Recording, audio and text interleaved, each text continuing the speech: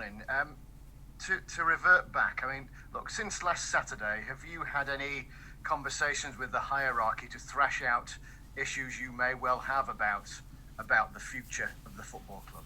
I'm always speaking, Andy, to the football club, to the chief exec about the short, medium, long-term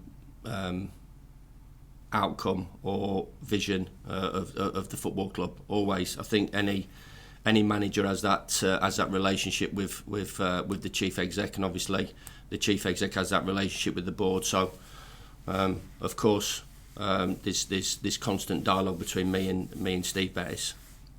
And are you reassured and happy, I suppose, for want of a better word, by what you've heard? Well, I put my views forward, as always, as honestly as I will always do, for what I think is the best thing for this football club, and make my opinion, which I think is and should be valid, with the connection I've got with the football club, to improve us always. Is this about, and correct me if I'm wrong, essentially rates of change and speed of progress, and you'd like things to speed up a little, whether that's about transfers in or out, wage structures, etc.? I think we've always got our opinions, you know, how we want to see a football club move and what direction it wants to move in. But you know, as I said, I'm an employee of the football club, and I'm here to prepare the team, which I'm doing to the best of my ability for the next game, and give my views on where I think we should be going, and what we should be doing, and all different views from every part. You know, as I said, I've always been that hands-on manager. I think people understand that and recognise that, and I am interested in everything, and that's all I can do always is do that, and respect that I'm working with, and who I'm employed by. Because the Prince was pretty categorical before Christmas. You know, if you weren't a Sheffield United employee, he would employ you.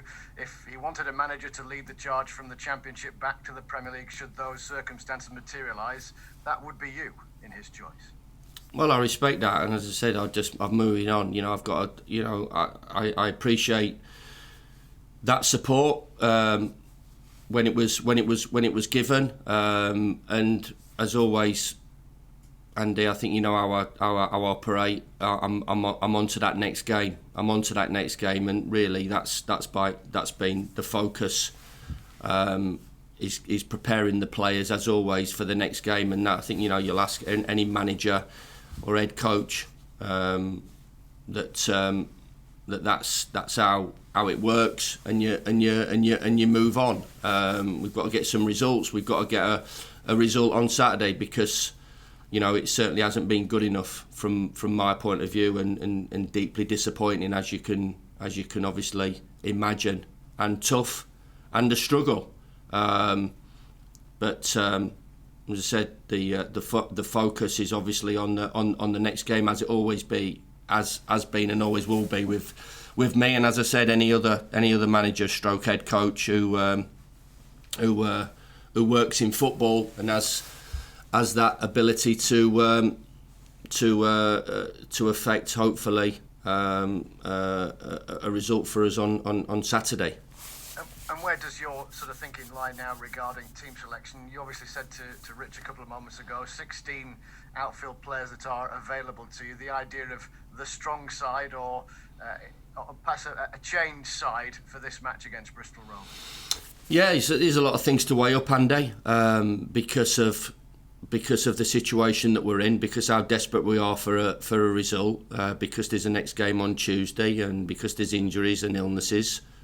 So very, very challenging, as you can imagine, to pick the right side, and that's yet again going to be a huge challenge for me. But you know, regardless of who I pick and who I choose on Saturday afternoon, they have to give a performance that represents this football club. And regardless, as I said, what players are picked, they're good enough individually and collectively to go down there and get the desired result, and show what we're about as a football club. As I've just said to Rich, in terms of what happened at Millwall and what happened at Reading, I know it's been difficult at times because we have had to prioritise in terms of promotion.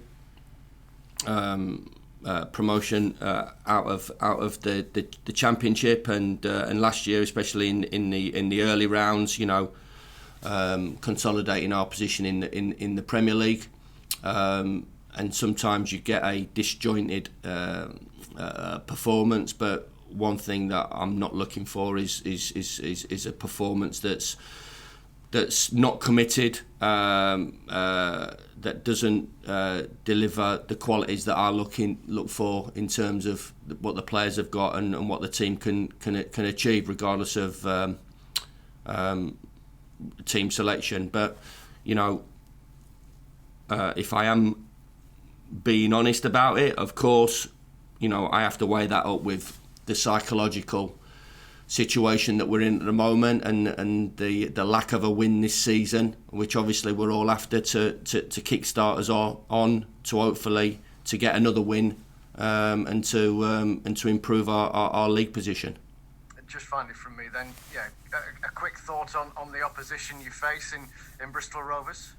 Yeah, I know Paul Tisdale really well. Come up against him and his teams quite a few times. So, very technical side. Got some good players, and I should imagine that a lot of people would expect a cup upset on the cards on Saturday due to current form of us.